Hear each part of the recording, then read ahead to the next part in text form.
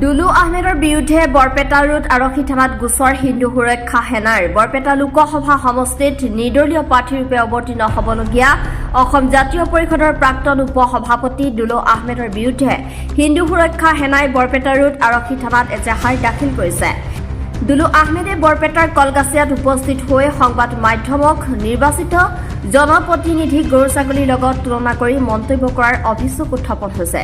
ইয়াৰ পাছতে তীব্ৰ প্ৰতিক্ৰিয়া প্ৰকাশ কৰি হিন্দু সুৰক্ষা সেনাৰ নেতা কাঞ্চন দেৱনাথে কয়, অপমানজনক বিতৰ্কিত তথা আপত্তিজনক মন্তব্য কৰা দুলু আহমেদক গ্ৰেপ্তাৰ কৰিবলৈ নিৰ্বাচন আয়োগক দাবী উত্থাপন কৰিছে হিন্দু সুৰক্ষা সেনাই।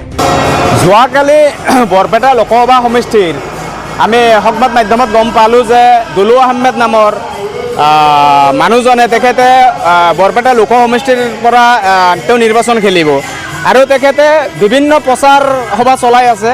যোৱাকালি কলগাছিয়াত যিখন প্ৰচাৰ সভা চলাইছিলে তাতে আমাৰ ধৰ্মীয়ৰ ওপৰত আঘাত সানিছে আৰু তেখেতে যিজন ৰাইজে বিবেচনা কৰি MLA মন্ত্ৰী পঠায় সেই MLA মন্ত্ৰী গৰু ছাগলীৰ লগত তুলনা কৰিছে, সেয়া আমি হিন্দু সুৰক্ষা সেনাই তীব্ৰ ভাষাৰে গৰিহণা দিছোঁ। আজি আমি এই দেউলৰ মাজতে বৰপেটা ৰোড আৰক্ষী চকীত আহি কিনে আমি এখন FIR দাখিল কৰিলোঁ হিন্দু সুৰক্ষা সেনা অসমে, আৰু আমি অনতি পলমে দুলু আহমেদক গ্ৰেপ্তাৰ কৰিব লাগে আৰু তেখেতৰ নিৰ্বাচন আয়োগে তেখেতৰ বিৰুদ্ধে মানে কি উচিত ব্যৱস্থা গ্ৰহণ কৰিব লাগে। আৰু আমি হিন্দু সুৰক্ষা সেনা অসমে দুলু আহমেদক এনেধৰণৰ কুটু মন্তব্যৰ পৰা বিৰত থকাৰ কাৰণে আমি সকীয়াই দিলোঁ।